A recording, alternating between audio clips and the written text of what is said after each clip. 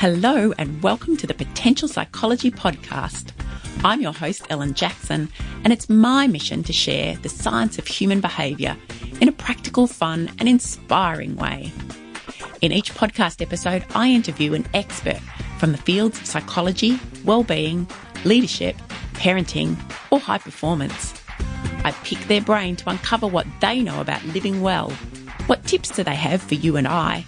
And I quiz them about how they apply their expertise in their own life. Join me as we discover simple, science-backed ways to live, learn, flourish, and fulfill your potential. Hello, and welcome back to the Potential Psychology Podcast, or if you're joining us for the very first time, welcome. I'm Ellen, I'm your host, and before I introduce this week's guest, I wanted to, as part of my experimentation for this season, just touch on something that I learned this week, or perhaps something that was reinforced for me, and it was reinforced by a coaching client. Because I have had a couple of weeks of being not fully well, nothing serious, just a bit of a bug that laid me low. And one of the things that I grapple with when I'm not able to operate at 100% is just that, not being able to operate at 100% and really feeling like there's so much to do and I don't have time, and a bit of what we call catastrophic thinking or catastrophizing, starting to worry about all the implications of not being able to get the things done by the time I said I would be, and feeling like I can't take the time off to look after myself when I'm not well. And one of my coaching clients yesterday, we were talking about this topic, and she said, "Oh, it's about giving yourself permission, isn't it?" And I said, "Yeah, you're right. It's about giving yourself permission." I think sometimes we don't give ourselves permission to feel unwell or be able to take some time out or to rest or even just to relax and do other things that we know are really important to our overall well-being. So that was a nice way for a client to reframe something for me about giving myself permission to not necessarily operate at full tilt all the time when my body or mind is unable to. And I thought that might be a tip that might help you too. So I have an apology to make before I introduce my guest for today's interview. There is something else I learned this week, and that is not to rely on previous microphone settings when you record a podcast interview. As you'll notice, the audio quality from my end of this interview is not great. My guest, Dee Anderson, sounds fantastic, and that's the important thing, but I sound a little like I'm in the next room and not sitting directly in front of my mic. And that's because, unbeknownst to me, because I didn't check the settings, my laptop was recording through the inbuilt microphone and not through my proper official podcast mic. So I'm sorry that I sound like I'm in the next room while talking to Deidre. I'm chalking this up as an opportunity to learn and grow from my mistake, one that I won't make again, I hope. So let me introduce Deidre properly. She is speaking to us from Sydney. Her name is Deidre, or Dee Anderson, and she's a Performance and Wellbeing Specialist who works with elite athletes, business people and young people to assist them in transitions in their lives and their personal development. Dee's a director of the Performance and Transition Institute. She's been a national leader in the world of university sport and the development of student athletes. She's a director of Australian University Sport, the National Rugby League Players Association, the Michael Hughes Foundation and the International College of Management in Sydney. Dee's been acknowledged worldwide for her contribution to elite athletes and has a lifelong commitment to supporting the development of young people. Welcome, Dee.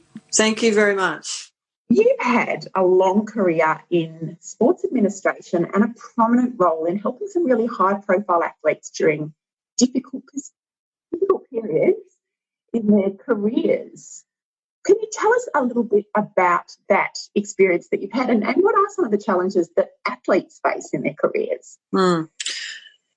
A lot of people ask me that question, and I think the short answer, without boring all of your listeners, is I feel very committed to playing it forward. I had so much provided to me as a young person through sport, and it's been an opportunity to recognise just how much it's influenced and shaped the person that I've been, that I almost just melted into sport in a very indirect way. I started off as a cadet journalist. I thought I wanted to be a journalist in sport, and that didn't last long for obvious reasons. And then I went into the Royal Australian Air Force as the first physical education teacher, and then started at the Victorian Institute of Sport after a really fabulous career with the Department of Defence. And so it's just been my life. I haven't separated my passion and my commitment to young people and my occupation. It's just who I am. But the issues that athletes face is no different than what they've faced since the beginning of time, that it is a very abnormal environment at times, particularly at the elite level, and it sometimes causes athletes to measure their entire self-worth just on sport. And as a consequence of that, living a what we might call a normal life becomes even more challenging. And sport can very quickly shelter you. You have an imposed structure placed on you on a daily basis. You are pretty much guided and supported in very many ways. But unless you know yourself and know who you are as a person, you can get lost in that world very quickly. And so when challenging times occur, or you may have had some sort of mental illness that sports kept at bay, then it just pokes its head up at really inopportune times and causes all sorts of stress for young people and retired athletes as well. And I can imagine that particularly, well, I guess for most sports, I have a 10-year-old son who's already, thoroughly enjoying a range of different sports and performing, very well for his age group. So sport, for those people who do go on to have elite careers, starts very, very young, doesn't it? It does, and therein lies one of the challenges. There's a very dangerous word that is used around youth sport, and that is you've got a lot of potential. Mm-hmm. If that word isn't explained in the context of where you're at in that moment in time, you can get lost in that word, and you'll see young people that will refer to themselves as a footballer or refer to themselves as a basketball player, and so the identity can be taken on board at a very, very young age. But the flip side of that is if you have really good scaffolding around you and good people that keep you grounded, and you have other interests going on in your life, and it's okay, it's very healthy. But it's when other things in your life get shut down, and it's a little bit like, I use the analogy quite often with a lot of young people that if you think of a chair has 4 legs for a reason. It provides that stability that enables you in times of difficulty to lean one way or the other. And often in sport, if you don't have those 3 legs supporting you and you're just sitting on one, when that breaks off, well, obviously you're going to fall over.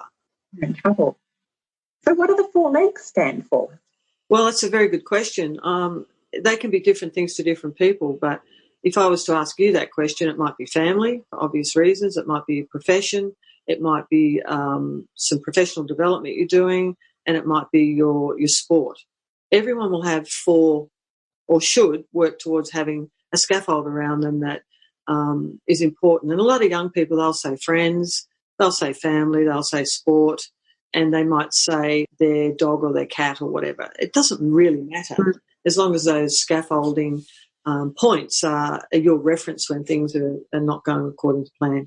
So when you're talking to young people about this sort of thing, and I guess, all the ideas that are flashing into my mind, you mentioned identity, but also things like values and concepts that I suppose as adults we can start to get our heads around. But for young people, it might still be early days to understand the importance of values and those sorts of ideas. So when you're talking to young people about these sorts of issues and how to identify their scaffolding, what are the sorts of words or terms that you use to try and unpack that?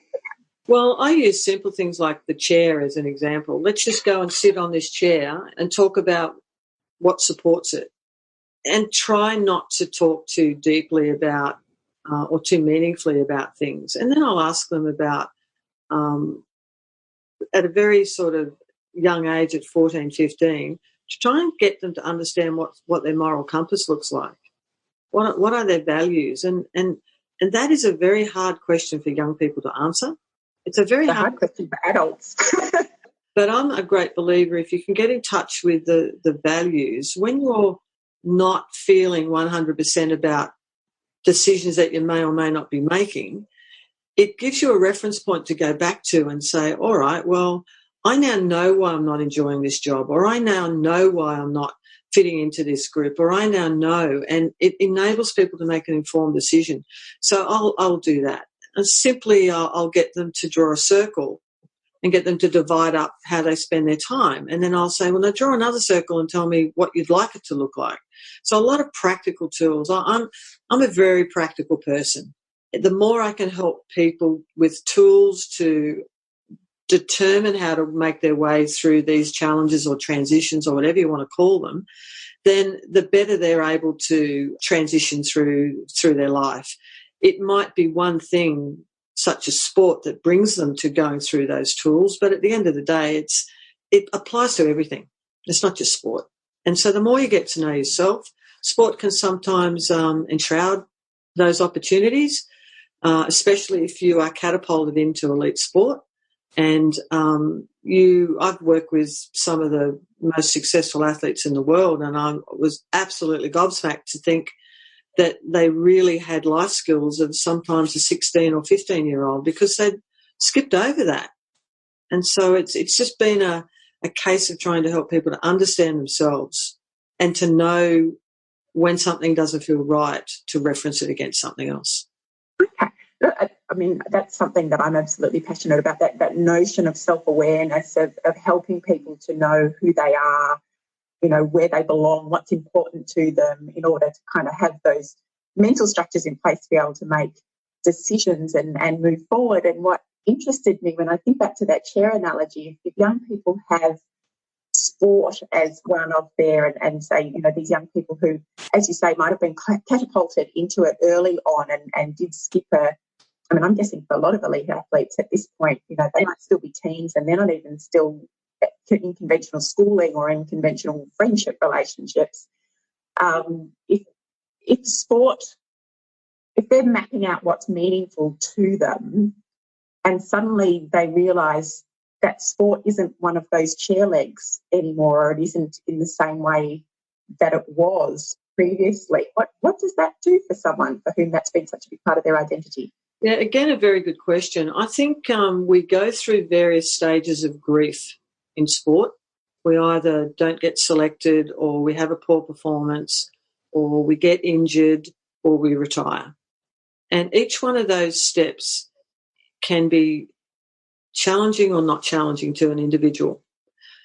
And often if they understand themselves and the emotional feelings that they're having, most people will transition through sport quite easily. But if I go back to that very early comment I made around the measuring your self-worth, at a very young age, there is a concept called athlete foreclosure. And I'd recommend to any of your listeners who want to understand this more to read about athlete foreclosure. And it's pretty simple. It's just when your world becomes very, very small and defined within the sport that you're operating within, and you don't have a capacity to look outside of that. So everything shuts down. Your development in the life outside of sport is not existing. So when one of those things occurs, it's catastrophic, to say the least. And so if you think of the grief process, a loss of a loved one or an animal, or not being selected in a team, your first reaction is denial or shock. And as a result of that, you might start blaming, well, the coach should have taught me this, or I should have done this, or I should have done that. And then over a period of time, you might go through various stages of sadness and sometimes to a point of depression, and eventually you recover. But in some cases, I've worked with athletes and business people that have left their places of employment or their sport 5 or 6 years later, and they're fixated on one of those grief points and they haven't been able to move forward. And as you said earlier, that whole self-awareness becomes one of the factors as to why you can't move through that process. So I think if you think of grief and the catastrophic nature of grief and loss, that's what athletes feel. Yeah, okay. And that, which, I mean, well, not that I have ever been an elite athlete, and nor will I be at this point in my life, but certainly I think we've all experienced transitions and periods of change in our lives that have required us to kind of, to use a very hackneyed phrase, dig deep and kind of understand a bit about ourselves in order to make the transformation that we need to move on to the next thing. So I have a sense, I guess, or I have as best a sense as I can of what that experience might be for someone, particularly if for some reason, and that notion of athlete foreclosure is really interesting, if we haven't had the opportunity to develop those skills, which I guess are part of maturity and part of growing up, if we haven't had the opportunity to develop some of that self-awareness and that insight into who we are and that understanding of what's important to us and that that's more than just one thing in our lives, that, you know, that could be a real opportunity for falling over, basically. Definitely. Not growing. Yeah, definitely. Yeah. And that issue around athlete foreclosure also means that my definition of who I am, my name is often not used. Oh, you're the footballer, or you're the basketballer, or you're the cricketer. And so over a long period of time, your brain gets used to defining that identity as associated wholly with sport. And I'm not naive enough to not to appreciate the fact that you have to be so self-consumed to be at the top. It has to be. You cannot have a fallback plan in your head while you're competing. You have to be absolutely committed to it. However, you can, within a degree of planning, have if you think of a brick wall, and I've said this to so many athletes, so I don't have the time, I'm on the road. Take a cricketer, they're on the road for about 265 days a year. Mm. And some of them may have families and children and everything associated with that. But if you take a brick wall, if you can put one brick to build that wall over a period of time, at some stage you're going to have the wall. And often an athlete won't start the process because they'll see the whole wall needing to be built as opposed to that first step. And so undertaking some education, which could be as simple as just a TAFE course or an online course or something, just to flip the switch in their mind, is so powerful. So powerful. It's interesting that you say that, because I actually use that it's not a brick wall. In my case, it's a mountain. Yeah. That idea, because I do a lot of coaching work with people who are trying to achieve big goals and they struggle with the overwhelm of looking to the top of the mountain and saying, that's where I need to be. And it leads to procrastination and it leads to frustration and it leads to them actually delaying making progress because they can't see the first step, which is the first tiny thing they need to do. They're so all consumed by what the top of the mountain looks like and how they're going to get there. Yeah. And I think that's a big part of helping them to understand. If I'd have said to a 15-year-old or in this case, a 10-year-old Ian Thorpe, it's going to take you 12 years to be a world champion. And at that age, they would have said 12 years, that's a lifetime. Yeah.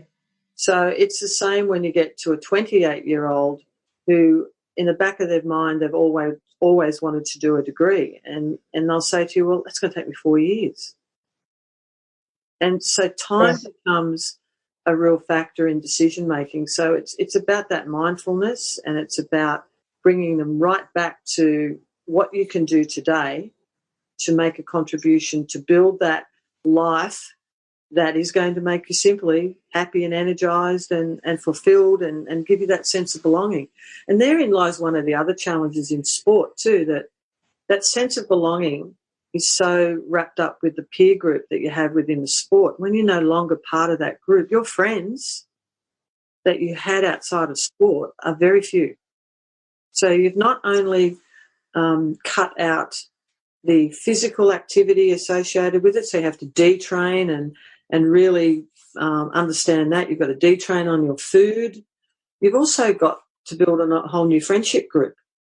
Not easy.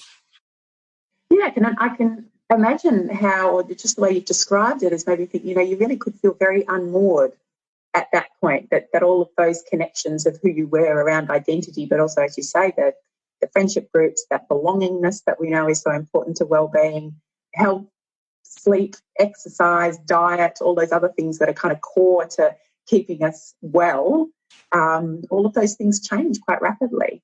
They do, and I think this is sometimes why we see a lot of mental health issues happening after athletes go through retirement. It's just been kept at bay for a long time, and without the natural endorphins of exercise and possibly that falsified self-worth and esteem that's been propped up, it exposes itself. And it's very, very important, and I think sport is getting much better at identifying and having mental health plans in place for athletes. But they're the 1%. It's equally as difficult for, as you said, a young boy who may have been given a scholarship at a private school because he's a rugby union or rugby league player, and he gets to year 11 and does an ACL in his knee and no longer has a future. Yeah. Or the future that he thought he had. Yeah, the picture that he painted of his life is no longer the picture that he will be able to fit into. So that's where it can get very high risk.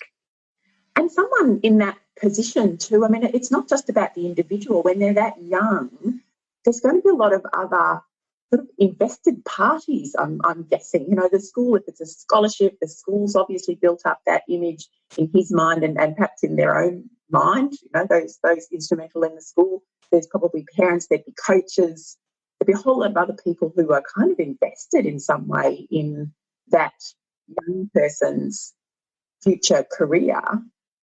And that comes crashing down as well. And I'm wondering, I'm sort of imagining there might be feelings of guilt and responsibility to others.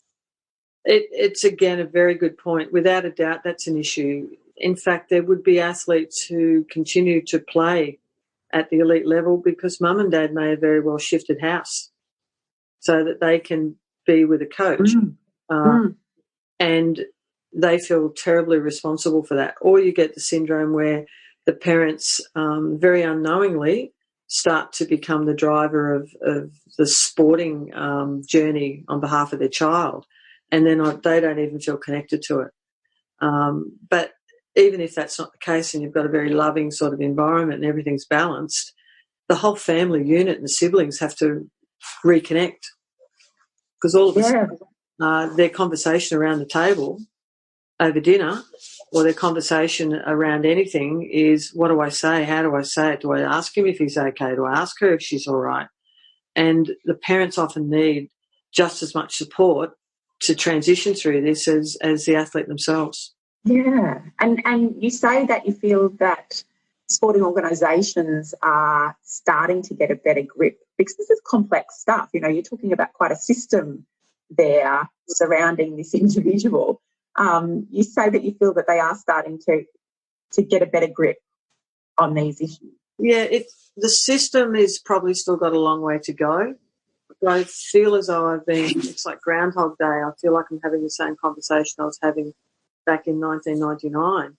But the reality is that we're becoming more aware and more attuned to the fact that we all have a responsibility of care to each other in this mental health space. And the more people that can talk about it and the more people that can share their stories, the better it will be for everyone. But coaches are now being very well trained as part of their accreditation about the language they use and how they support young people. The State Institute of Sports have got expertise that athletes can access. But once again, if that person doesn't know how to seek it out, you can be surrounded by all sorts of experts, but you may connect with someone that doesn't necessarily have that skill. And so people are being taught to refer on, not to just listen and try and be the psychologist, but to really listen and refer. And that's the big thing that I've seen over the years. Okay, that's interesting. That's one of the things I spent a long time teaching, talking to people in workplaces about mental health and wellbeing and suicidal ideation and what to do. And the emphasis was always on, don't feel, because what we knew is that for a lot of people, especially in workplaces, they would avoid having conversations with someone they were concerned about because they felt that they somehow had to fix it, or they had to be the psychologist or the counsellor, and they didn't have the skills, and it was uncomfortable and awkward, and so they avoided. And so our emphasis was on telling them that they didn't need, that wasn't their role. Their role was to show the individual the pathway to get professional assistance. So just knowing what the pathways were, being able to have conversations about, I'm not an expert here, I really want to support you, but I really think you need to see your GP, or if it was urgent, call Lifeline, etc. Yeah, and I think that's what's happening, which is really a really positive step that sport's taking. And it's sort of, as you said earlier, you're taught to dig deep in your life, and so you cover it up. And it's not until everything else is starting to crumble that you're exposing yourself. Yeah, you have to feel safe, don't you, to be able to even talk about that or show that side of you, or it's a complex situation, and if the environment, if the system that you're working within, the teams and the organisation or whatever it might be, doesn't create that sense of safety, we do have a tendency to just shut it all away and hope it goes away, which we know doesn't work. Well, people are putting you up on a pedestal the whole time, and so it's very hard to ask for help at that elite level. And in a team environment, if you show a weakness, then you might lose your spot. So they're the sorts of things I think that are starting to change. Yeah, because I mean, you've worked with people who have been very much in the public eye whilst experiencing these things, these challenges in their careers and around themselves and their well-being and their mental health. I can only imagine that just adds a whole extra layer when you are this high-profile person, young person. Well, it takes away that issue that we take for granted when we're not in the public eye, is you can go home and deal with this in a private way. But the media, once they get onto a story, they don't let it go. And they'll have to hold on and not necessarily think about the health and well-being of the person themselves. But, yes, you have to deal with this in a very public way. So part of the process of working your way through this is also how are you going to deal with the media and how are you going to manage this. And, again, it's another level of expertise. And a lot of young athletes will, and you see it all the time, they speak to the media, it's almost robotic. They don't really show who they are or be genuine. And when an athlete comes into contact with the media and you see them being really genuine, it's a breath of fresh air. But they are almost innately not trusting of that environment for that reason. Yeah, that's really interesting, because one of the things I comment on, we do watch a lot of sport. I live in a household full of boys and men, so we do watch a lot of sport in our family, and one of the things that I often comment to my husband about is that all these sports people just sound the same. It's like the same kind of set of cliches that come out and come across, and I hadn't really thought about it like that is a choice perhaps to actually shut down and not reveal too much of yourself. Yeah, well, it's two things happening. One is they don't know how to do it, but secondly, when I go back and talk about that athlete closure, one of the things I observe when I see people in front of the media, I can pick it now, can absolutely pick it, because that's all they can talk about.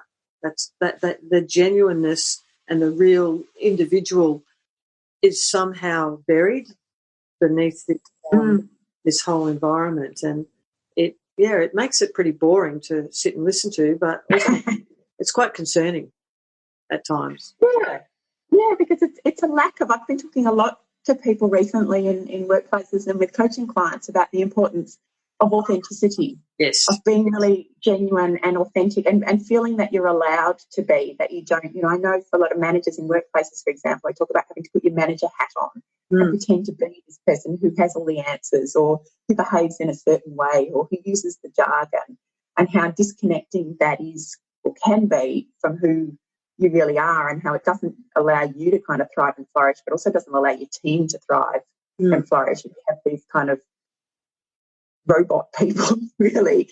These people who are not true to who they are, not because they don't want to be, but because they don't feel safe to do so, or they don't know how to be. Yeah.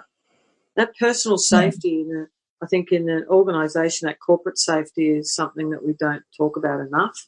But in sport, safety is a big issue.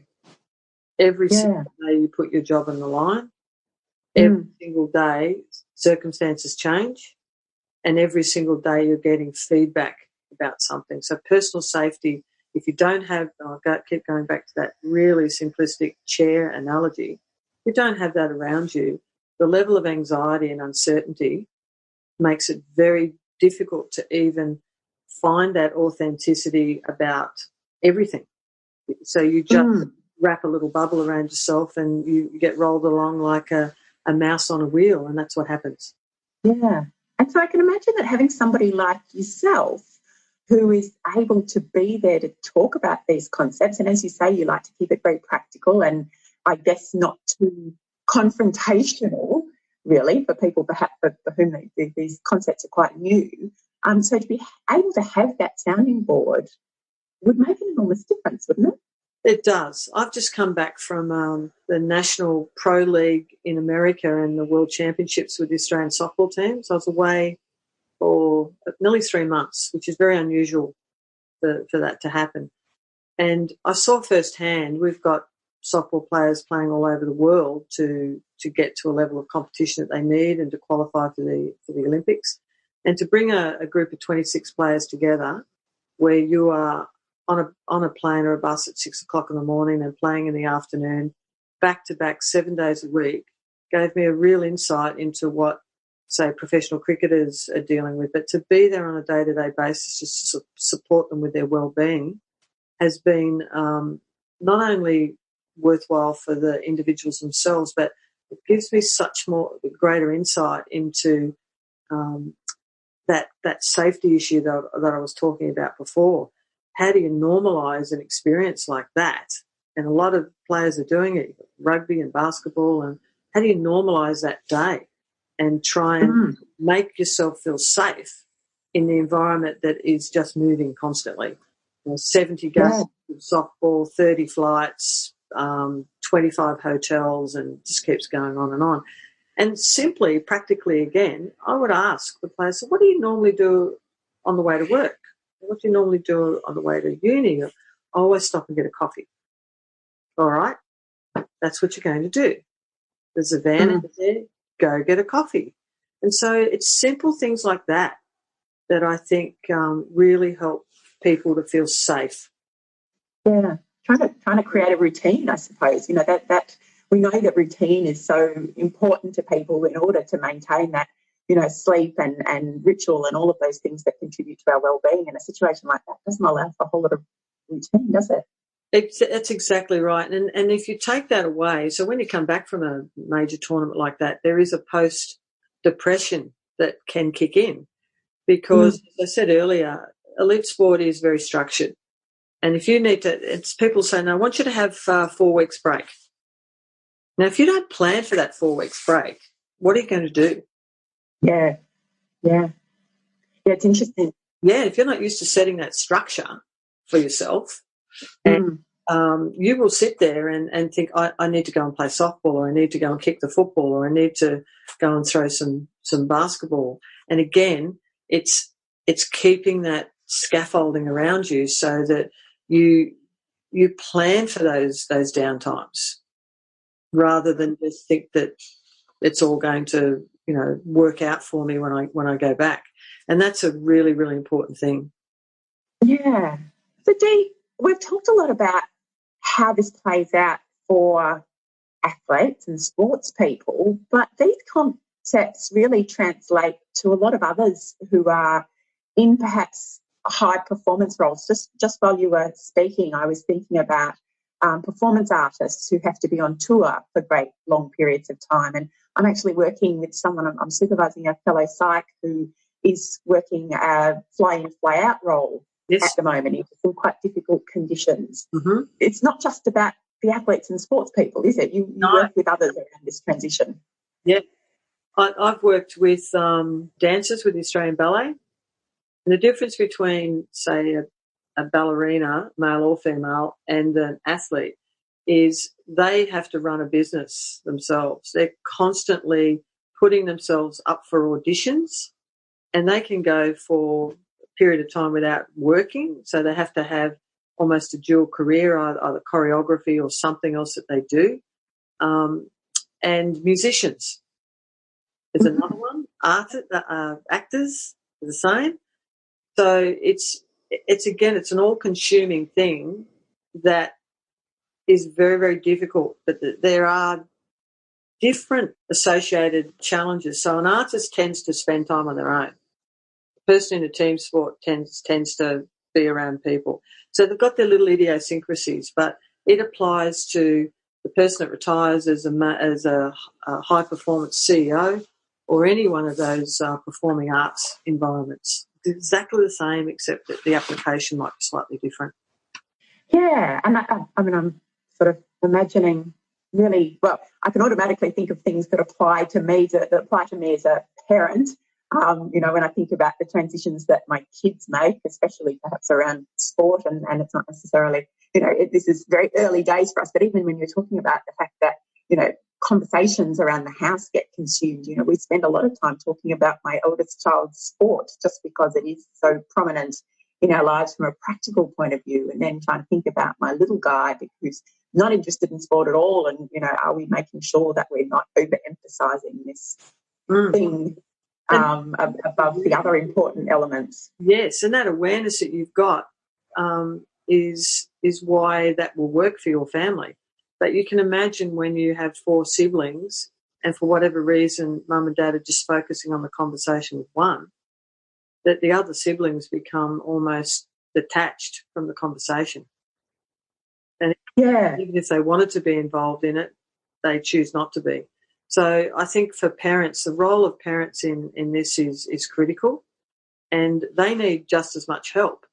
In fact, it's interesting, again, we just came back from the World Championships, and all the parents come and watch their daughters every year, and they're a close-knit group of parents. And if you don't involve them in what your plans are and what the vision is and how it's all going to work, it makes it very difficult for them to get on board with what you're trying to do, because inevitably it's the first person that the players want to see when they come off the diamond is their family. And if you're all on board and all understand what our roles are, everybody works together. But parents play a significant role, and they're often overlooked in terms of support. Yeah, I'm just reflecting on our experience as a family and involved in a number of just different sporting clubs locally. And I mean, I live in Ballarat in Victoria. It's a very sporty place. Yes, it is. There's a lot of emphasis placed on sport here, and we're involved in a number of junior clubs now. And this is all new for me. I didn't grow up having experience in sporting clubs at all.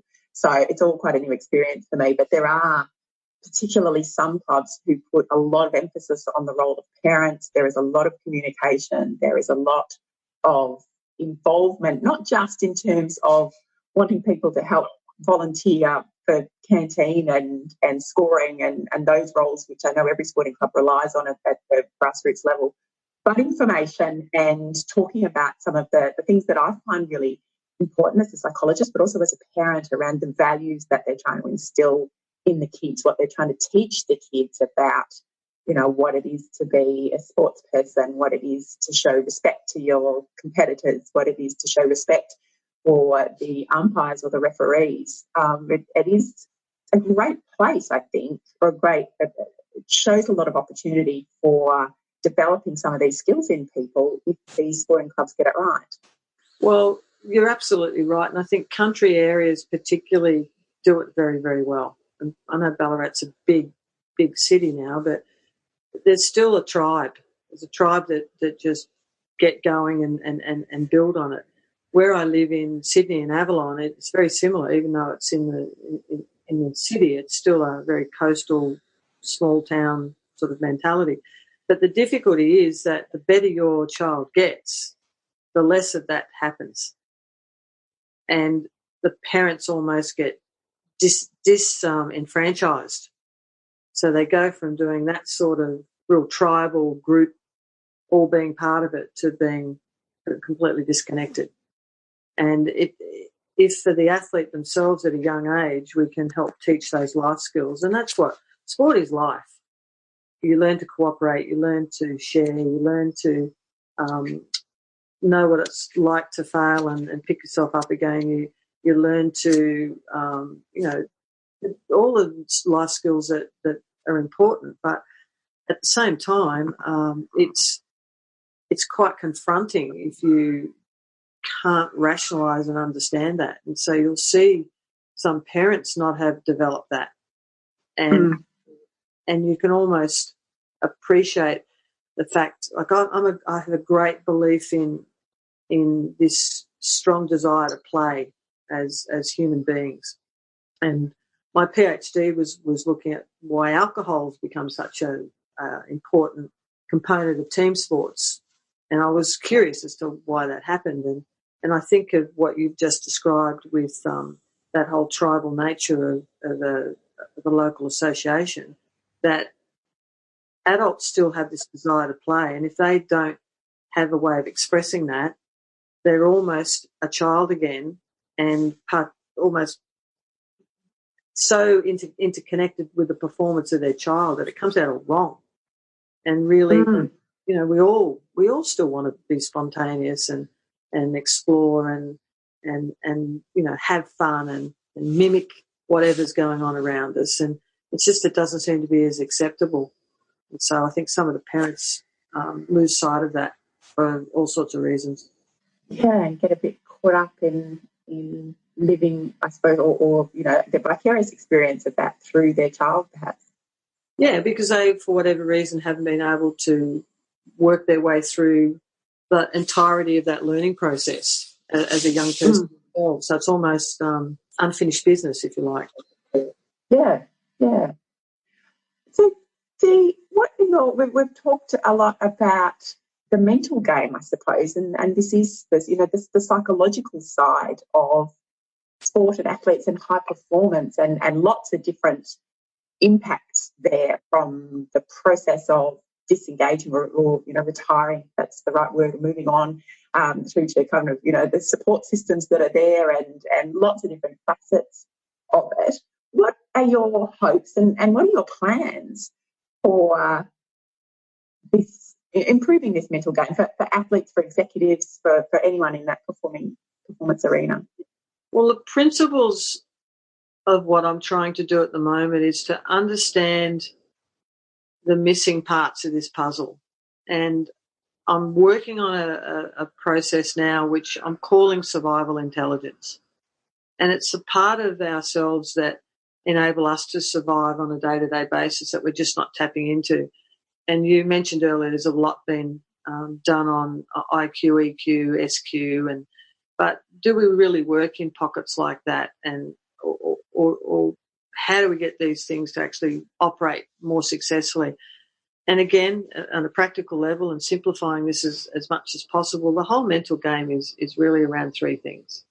It's around posture, it's around relaxation, and it's around breathing. And everything that we try and do around helping people to understand the mind game associated with performance, I believe can be dealt with through those three things. Mm-hmm. And I will get probably shot down in flames by most of the sports psychologists out there, so I'm apologising up front. It's just my opinion. But those things, if you can work on a plan that allows people to slow everything down, to understand their breathing, to understand their posture, to understand how to relax, then almost naturally our body starts to click in. And I try and keep it as simple as I possibly can. So my hopes and dreams is to develop this survival intelligence to the point where it's almost like a movement out there. And to me, it's about helping people to help each other. And it's not complicated. And that's even in sport. If you think of why somebody breaks down in their mental game, it will normally start with fear and safety. And fear is normally projected, as you know, because you're thinking about what might happen. And it's exactly what occurs in sport. What happens if I don't get on base right now if I'm a softballer?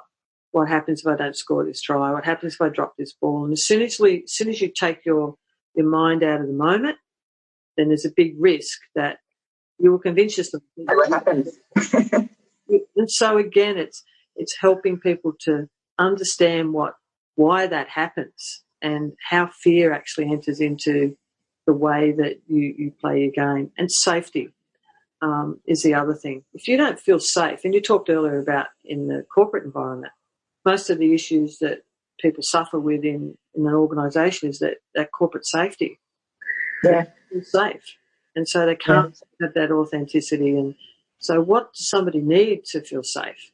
And how do they create that for themselves in their sporting environment? How do they learn to communicate more effectively with their coach? Because we make assumptions that coaches should be telling athletes everything, but sometimes a coach will be technically very strong, but not necessarily emotionally very aware. Mm. And to get all of those characteristics lined up is a very unique coach. So we test a lot of these coaches, enormous amount. So the athlete has to take some responsibility for their performance and know what that means and how to be accountable and how to maintain a degree of honesty and how to build that within their plan of attack, if you like. So that's what my dream is in that space, because I really believe that every person that's involved in sport, if they can work through this, can be a great citizen and they can contribute in many ways. And I don't want people to see sport as a negative experience, and I don't want people that retire from the elite level never to feel as though they can partake in sport again because the loss to them has been so painful that they can't. Mm. And it's a wonderful opportunity. In positive psychology, we talk about the role of institutions. Yes. Our community institutions, or our, in this case, sporting institutions, workplaces, and the role that they can play in helping to create thriving, flourishing individuals, which of course then reflects back into those bigger institutions themselves. And we have thriving, flourishing institutions and communities. And I can really see and I can hear in your voice, that passion for using sport as your, field of background and field of endeavour to be able to create those thriving, flourishing individuals and institutions within that domain as a part of a bigger contribution to our wellbeing overall. Yeah, and I think that's, to me, I don't own any of the knowledge. In fact, the more I learn, the less I know. I know that problem. Just, people say to me, gee, you'd finished your PhD and you must have learnt a lot. And I said, no, all it did was teach me what I don't know. And I think about this environment as well, which is why I'm sort of trying now to look at this survival intelligence component, because the answer lies within every single person. It's just helping them to dig that out with a simple framework, as you know. And that's what, to me, is the best way to support people. I don't want an umbilical cord attached to me and an athlete. I want them to take absolute ownership over their learning and their capacity to become a happier person. And I think that's what we've all got to do more effectively. And it does get difficult at times because we've all got, different boundaries that we have to operate within. But positive psychology, for me, has been the most exciting change in the psychology area that has stopped this reduction thinking and this almost, we have to go through this process to get to this outcome. And it's exciting. It's an exciting time for everybody. Yeah, it's very exciting. And I think I absolutely share your passion there for, what I call, or my colleagues call psychoeducation, of just sharing the knowledge out there, not being the expert, but giving people the skills, the knowledge, the expertise and the confidence to be able to use this stuff in their own lives so that they can then thrive and flourish as individuals and pass that along. You know, that pay it forward thing that you mentioned right at the beginning of being able to pay it forward to other people in their lives. In the coaching master's degree that I did, one of the things that really stands out that I remember was that we were not being taught, or we were being taught to help to coach people to coach themselves, basically. And give them the skills and knowledge to be able to go forward and you know, use that in themselves so that you're not attached, they're not reliant, you know, which I think is a wonderful thing to be able to do for people.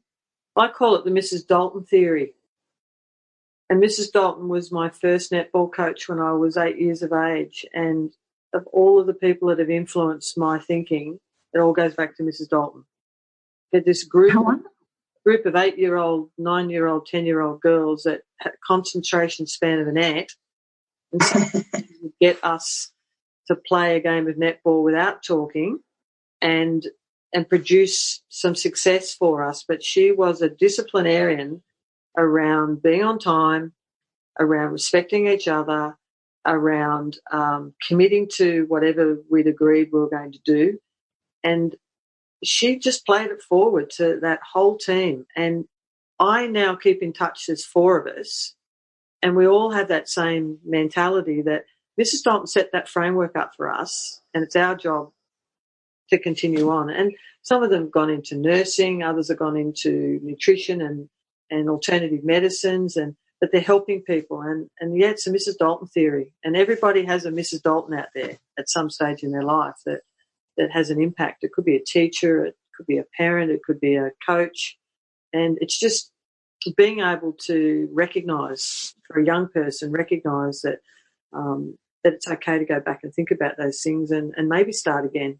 Yeah, what a wonderful, I like the Mrs. Dalton effect. I think those teachers, those influencers, I was actually listening to a podcast yesterday and they were talking about the role, or it was Todd Sampson and Osher Ginsberg, and they were talking about the role that teachers had played, like individual teachers who had played, who had somehow influenced or mentored them, or even just did one thing that made them feel good about themselves or understand their strengths or give them the confidence, or perhaps in Mrs. Dalton's case of providing a framework of how to be a good person, and how significant that is for people, for kids, you know, going forward, if they could have that, you know, as a bit of a launching pad. So I thought back to my own experience of teachers in my life who had made a difference, and there's not least been some, you know, key people who might have only said 1 or 2 things, but it kind of shaped a bit of who I was or am.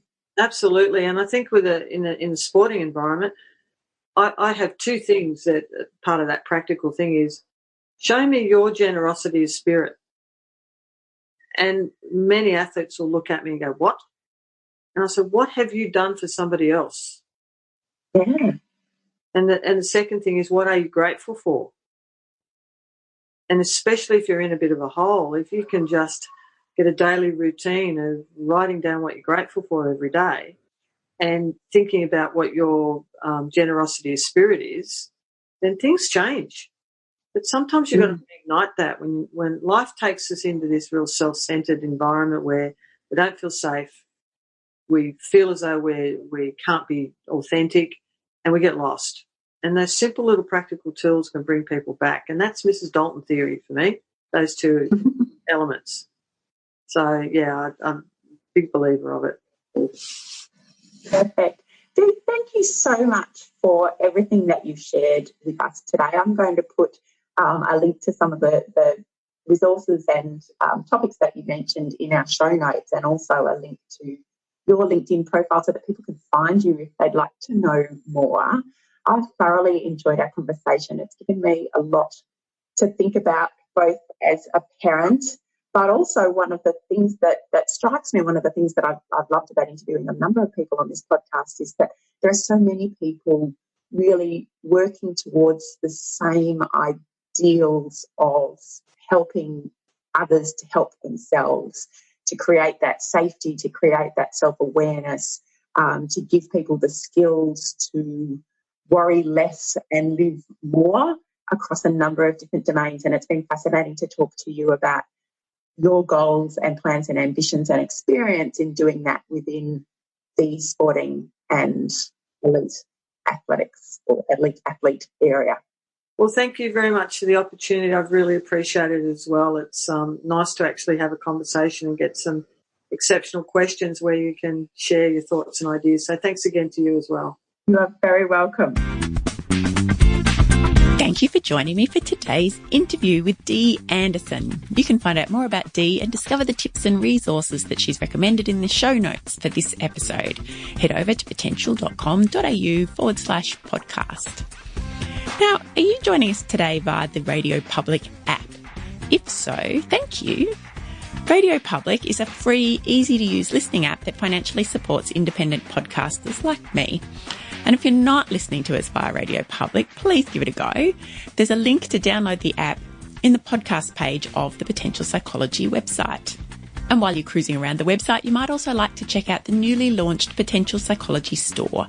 It's filled with resources to help you live, learn, flourish, and fulfill your potential.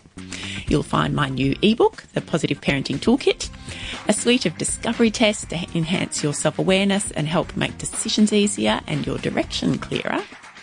You'll also find 2 of my goal coaching programs, the short Stop Stalling 5-Step Goal Coaching Challenge and my fully fledged email coaching program in which we interact weekly online and over email to get you from where you are now to where you want to be, wherever that may be. If you get a moment, I'd also love it if you can take the time to rate and review this podcast in iTunes. I really love reading your feedback and it gives us some insight into where we might be able to improve and make the podcast even better. So enough of all that. What's coming up in next week's episode? Well, I am interviewing 2 of the co-authors of a new book, The Rubber Brain, a toolkit for optimizing your study, work and life. And we're digging into motivation, procrastination, perfectionism, fear of failure, and many of the other issues that students face. And let's be honest, we all face from time to time. And why it helps to have a rubber brain. Here's a sneak peek. Even though you may know the right study strategies to implement, there may well be emotional or motivational factors presenting barriers for you. And my favourite is procrastination. Engage in that. As always, thanks for listening. Have a great week, and I look forward to being with you next time.